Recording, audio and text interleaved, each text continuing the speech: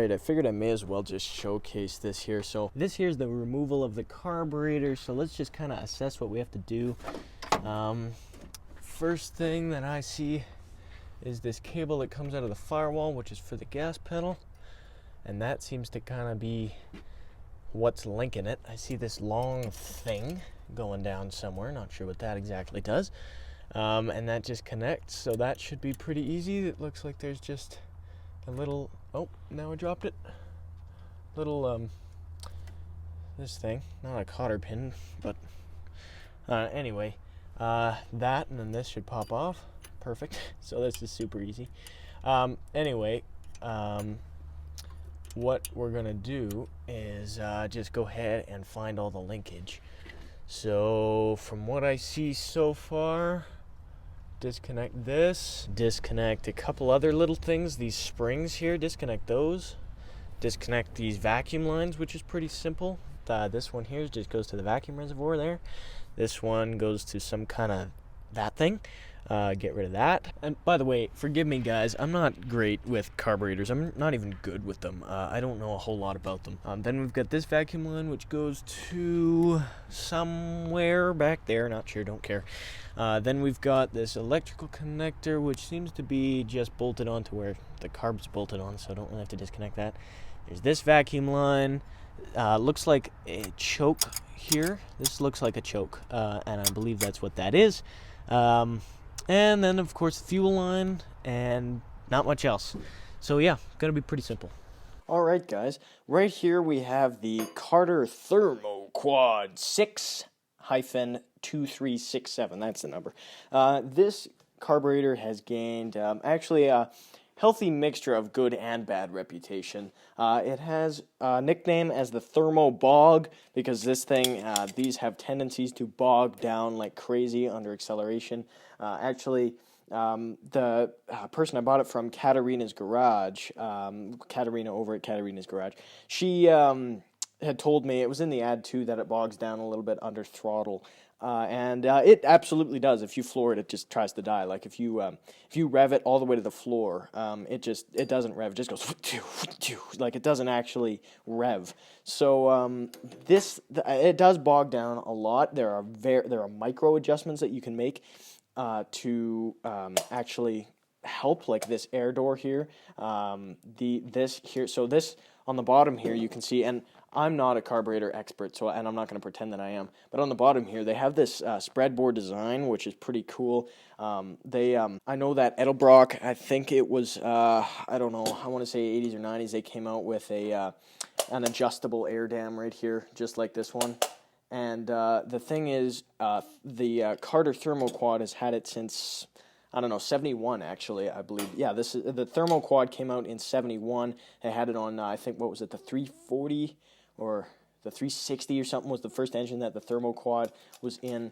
But anyway, I'm not a huge fan of this, although I'm going to try and fix this for free if I can, because I don't want to go buy a new carburetor right now until I'm actually ready to start like really doing some performance modifications to the engine.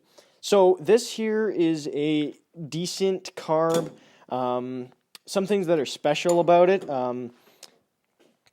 this is like a, what do they call it? Phenolic resin, I believe, and this makes the fuel, for example, like Edelbrock or Holly, the body was metal on those, and this actually keeps the fuel 20% cooler, which is really nice. It runs it a lot cooler, and the only problem is they tended to warp, and people, they like, these aren't the most sought after carbs. Some people swear by them, and they're going to call me out and say that they're actually decent if you do a bunch of tiny little things to them. But other people are going to say they're trash, they're garbage, don't ever use them. I'm personally kind of on the fence, happy medium, I think. But anyway, enough talking about it. Some different models have two vents coming out of the top here. This one only has the one right there. But as you can see here, what happened to make this thing break is right down here. You can see this right here is actually an adjustment. You can see it's got a flathead bit in there. So if you actually look here, that's a flathead bit. There's actually a locking screw that goes in, right, it's a very large one, and it goes in around the perimeter, and it's like a second, you need a big one to tighten it, and you turn it, and it locks the screw in place. Why don't I just show you? Right here is that little locking screw. So it goes in right in there. So, for example, let's say you adjust this and you want the spring tension to go looser so that this opens up faster. You take your screwdriver, you adjust it where you'd want it. This would already be in there. You don't take this out when you're adjusting it. And then you would screw it in and lock it in place. In this case, I took it out to see if I could take the whole screw out. But in this case, what I did, why this carburetor, why it's even out of the car, is because this screw, like there's no more even, it's not even connected to the spring. And the reason why is because I accidentally, I was trying to adjust this to make it more tense, I guess, to make this a lot tighter and harder to open. And instead of going like this, like a half turn or like a full turn, I went like this. And then the spring just snapped right off. So that is why it's no good at the moment. So what I'm curious to see if we can do is go ahead and grab a magnet here and see if this screw comes out. I don't think it does. No, I'm going to go with a no. So, unfortunately, what we have to do, guys, I already have to either order a new carb or a rebuild kit, and it's hard to tell, like, exactly what's wrong with it before it's apart. So, what I'm going to do is take the whole thing apart, and, well, not the whole thing. First, I'm going to just take the top assembly off. I've never actually really rebuilt a carb before. Like I said, I'm no expert on carburetors. So, as I'm doing this, I'm kind of figuring it out as I go.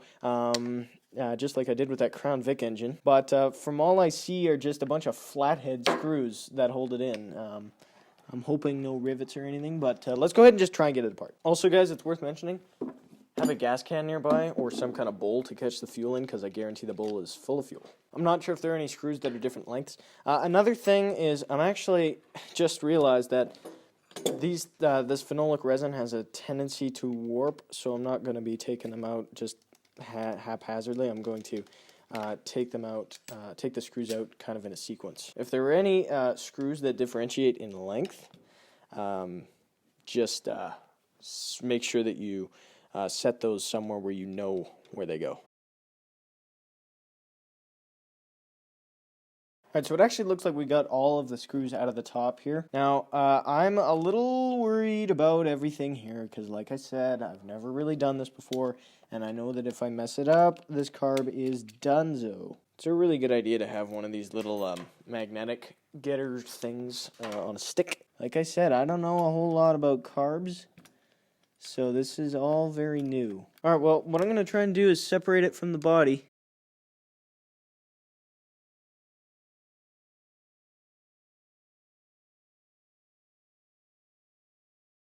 So this theoretically should come apart.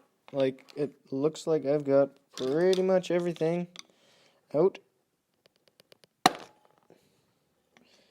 So it should be coming apart.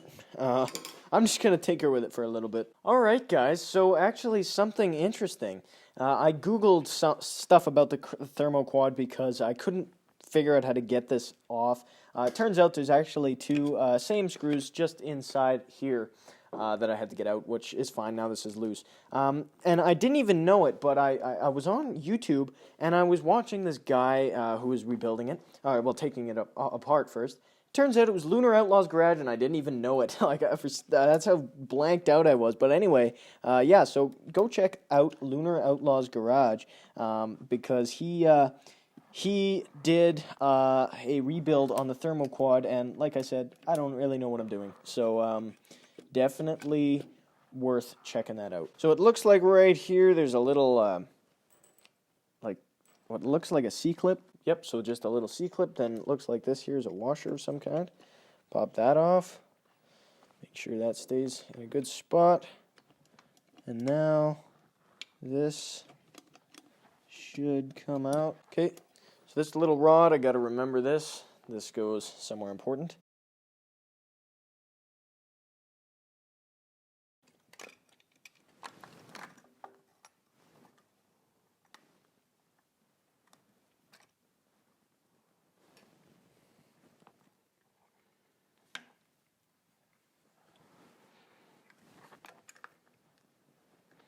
Well, there you have it, guys. This crazy medieval contraption that my generation knows nothing about. Okay, so let's get this gasket out of here and to safety, because I'm worried this is just going to be ruined. Now, of course, I'm not going to be reusing this gasket for regular use. That would be stupid. I'm actually going to, of course, order a rebuild kit. But I just wanted to get the carb, because I figure that I'm either going to have to get a new carb or get a rebuild kit, and either way, it has to come apart, either for just strictly YouTube content or for actually rebuilding it. There we go. So here's the gasket for the main body there, so that's pretty cool. Here's this phenolic resin body. That's actually really cool to me. I like that. So I'm actually going to set this aside because we don't... Uh-oh. Hey guys, look what I see in there. Holy cow. Like, seriously. Look at this. I hope that wasn't from me taking it apart. I hope that's the spring that I broke. Let's find out. So what I'm going to do is actually just set this body aside. So where is this little adjustment? Alright guys, so here we are with the main contraption, and what I'm going to do, because that spring luckily was found right just below where that little adjustment screw is. So what I'm actually going to do, see if I can go ahead and snag this float out of here. So now, the interesting thing, I was told that this carb was garbage and that I'm going to need a whole new carb because that screw was ruined. I also had a comment on one of my videos saying that, no, the carb is done, you need a new screw. So pretty much the same thing. Now, the interesting thing is that it doesn't actually seem all that done to me. I think I can just tighten it up and it's fixed. I'm hoping that's the case. I really am. Here's this spring, which is in a... Ooh, holy cow. Let's see if I can salvage this spring. I need 700 billion likes on this video. So actually I changed my mind. If we can salvage this spring, if I can, I need a minimum of 700 octillion likes. Maybe even decillion likes. That would be cool. So far I've gotten, well, this far. And it's, I figured I may as well record this because if I actually do salvage it, which there's pretty much a 0% chance of, but if I do, and if I just show, hey, look, guys, I did it, no one's going to believe me. So, guys, this spring is not salvageable, but I can tell you that all I need is a spring that just crosses like that, just so I can, like, it's pretty straightforward. It just actually, let's see if I can help you see this here.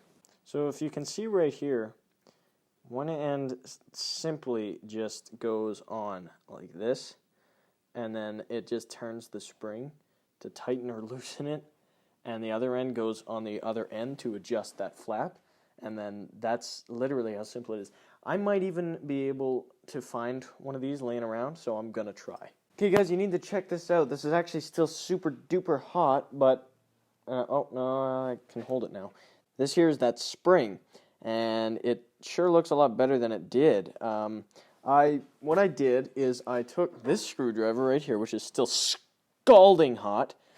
I put the spring over it. I had it kind of down here.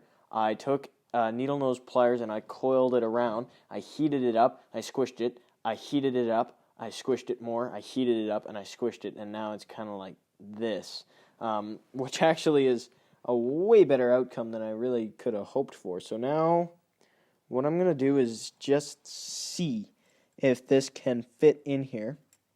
See if it's at least mostly salvaged. Guys, it's at least in now. I didn't realize that wasn't focused.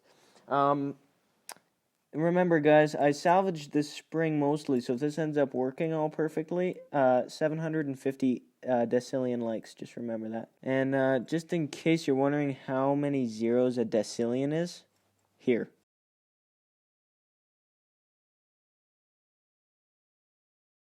Alright guys, so I had that spring on there, and I see exactly what I did wrong last time I tightened it and the spring just flew off. So in the future, if I ever go to adjust this with this spring in it, which hopefully isn't long, then I just have to be extra meticulous. All right, guys, we got it on. Let's give it another shot here at tightening.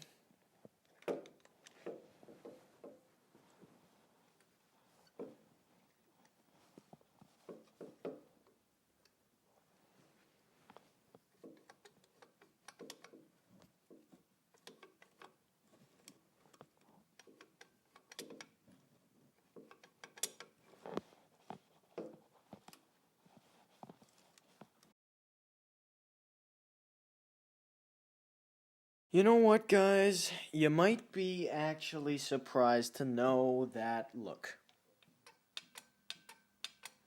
Yep. Check it out. So, if we flip this over here, put that back in. As you can see, I salvaged the spring. Like, look, it's on both of those little screws. I was told by probably 2 or 3 people that I would need a new carburetor because the screw was no good. Check it out.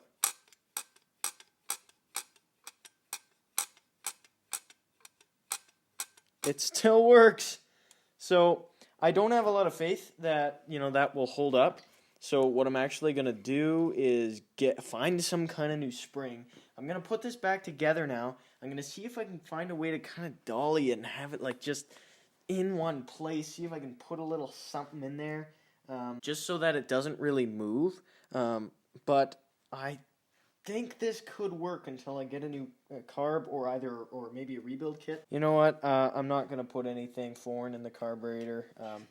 That seems like a stupid idea the more I think about it. So I'm just going to leave it like this and hope for the best. That's kind of my motto. Just, I don't know. I guess, I don't know. Let's see here. So that is never going to happen. But yeah, no, that seems like it's on there well enough. So now I'm going to go ahead and actually put this thing kind of back together, or actually totally back together, and we'll see here if we can get anywhere. So the float, which goes like this. Okay, the float is on there. Perfect. Okay, yeah, they're both working now. So we'll go ahead and put this back together now. Right, guys, so it turns out, just as I was hoping, that this little needle here is actually from the other carburetor that I've taken apart. So make sure that when you're doing stuff that you have everything in order. Everything is actually doing fairly well at the moment. The one thing is these floats are starting to absorb the gas, so I'm not sure how long these have. I'm not sticking with this carburetor permanently. Like I wouldn't leave that spring in there. It could probably honestly be a little bit tighter, but if I was keeping this carburetor and like gonna use it all the time, I would obviously be either rebuilding the thing or just getting a different carb. But that is why I decided to just put that spring in there. So I think this thing is pretty much ready to go back together. If I'm looking at stuff, it seems like everything is going well here. I got to remember where all these rods go, but that should be easy. So what I'll do, get the body back with all this phenolic resin body, which I think is pretty cool. I like that it's phenolic resin. I like the resin idea. So everything actually seems to be pretty lined up. The metering rod here, which actually the metering rod is that thing that you can see moving right there. That right there is I actually once was putting these or one of these back together. I don't know carbs well, and mind you, that carburetor was destroyed, but it wasn't a Carter. But the metering rod was bent. I completely ruined it, so it's important that you don't ruin anything. So everything seems like it'll line up. All right, so what I'm going to do is go ahead and put the gasket on, get everything connected. This gasket actually is in good enough shape to be reused temporarily. I normally wouldn't do that, but like I said, I'll say it again, this carburetor is not permanent. Now, I know that I'm going to take this little time here to just mention, there's going to be a lot of people in the comment section below, or really anybody that comments. If you want to comment on how terrible my carburetor skills are, that's fine. I honestly, like I said, I'm not an expert on this. I don't know everything or really even all that much sometimes about carburetors. Like I said, of course, I was born in the fuel injection era, so if you want to comment, let me know some little things that I missed. I know what most of these things are, but and what they do, but I know I'm not perfect with my skills. So let me know in the comment section below exactly what I missed or what I got on point or anything like that. Feel free to comment. So I actually can't find my straight edge, but normally what you should do, again, I don't care. This is not a guide. So normally what I would do is take a straight edge, or like a machinist's ruler. So what I'd want to do is run it diagonally, vertically, and horizontally across this body to see that if everything is level. And another thing is this here that I just can't remember the name of. This little plate here, which sits right in there, and it's not perfectly flush, so you just want to make sure that that is flush. In my case, it's absolutely not, so just have to get this in the right spot. That looks pretty flush to me. It seems like it'll be okay. So now I'm going to get this back together. My camera battery is just going to die. For some reason, it's stupid. But anyway, let's get this back together right now. All right, guys, sorry to skip this far ahead, although there wasn't really much else to see. I have this, like, kind of hooked up. I mean, the vacuum lines are where they need to be, but this is still very movable because I need to make adjustments. For example, like the mixture screws down there. Those are completely bottomed out, so this thing probably won't even start.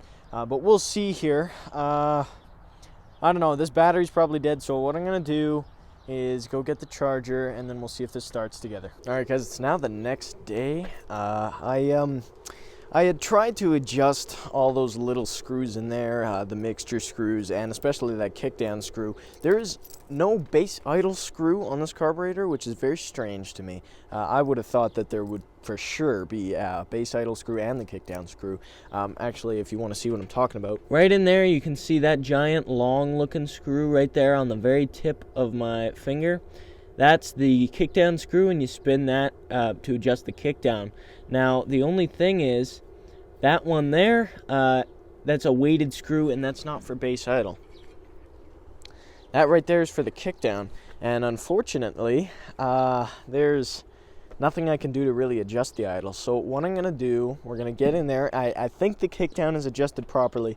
We're going to get in there, we're going to let it warm up for a minute, and then I'll rev the engine, and I'll see if it kicks down or if it stalls, because that's what was happening last time. There was an issue with the kickdown. We'll give it another shot here. All right, guys, here we go.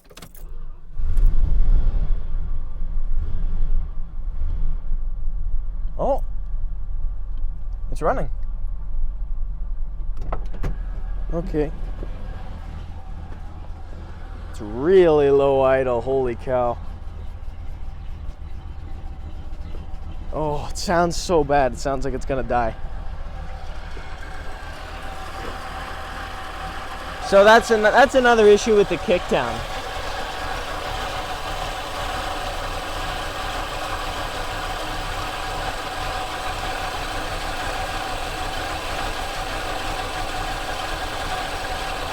Yeah. Okay, so I need you guys to tell me, because I think this is, like, here, listen. So I'm going to actually adjust the mixture screws and the kickdown screws a lot more, and if I can't quite get it right, I need you guys in the comment section below to let me know exactly, you know, if there's any little tips and tricks, or you know, what I may be missing, because, or if there's a base idle screw or some kind of adjustment, maybe bending a rod. That's all I can think of. But the thing is, I don't know a lot about carbs, like I said. But anyway, I'm going to see if I can adjust it once more, and then if I can't, that'll conclude the video. Alrighty, so here's the deal. I have it, I think it's mostly dialed in. I moved it a little. I had it running in drive. That pesky stupid little weighted that screw I showed you that I said was for the kickdown. It's a mixture. It's like a choke, idle, kickdown, step down, weighted screw. I don't know. I don't know the terminology for it, but it sucks. But now it starts and it stays idling. We got see how hot the engine is. It's up to operating temperature. And I mean, it moves now. And I don't know. I mean,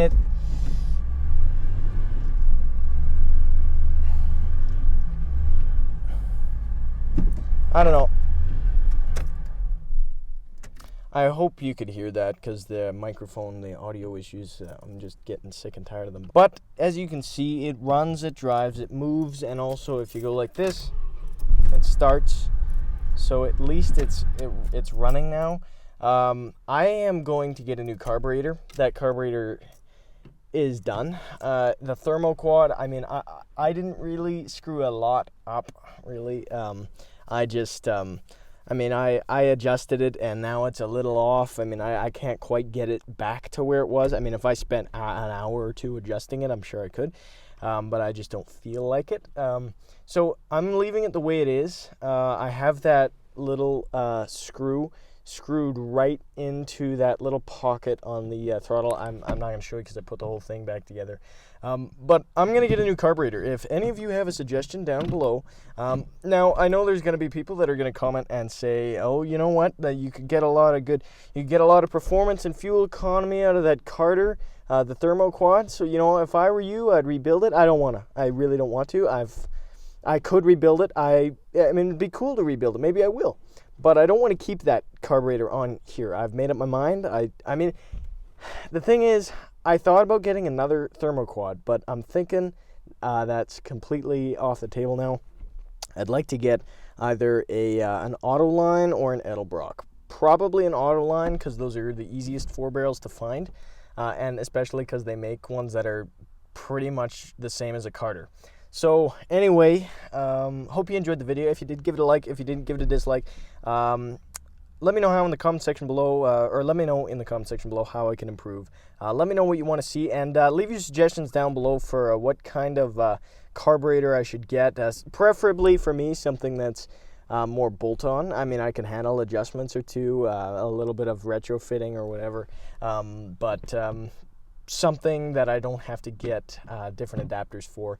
I don't know if there's, I mean, I know I could find one with an Autoline, like a spread bore footprint, like that Carter, an Autoline. I know I could find one like that, but I don't think there's an Edelbrock with the same bolt pattern. But if you can, if there is, let me know. I'd prefer maybe an Autoline because they're pretty easy to just bolt on. I've had good experiences with Autoline. So yeah, anyway, let me know. And again, thanks for watching, and I'll see you guys in the next video. Bye-bye.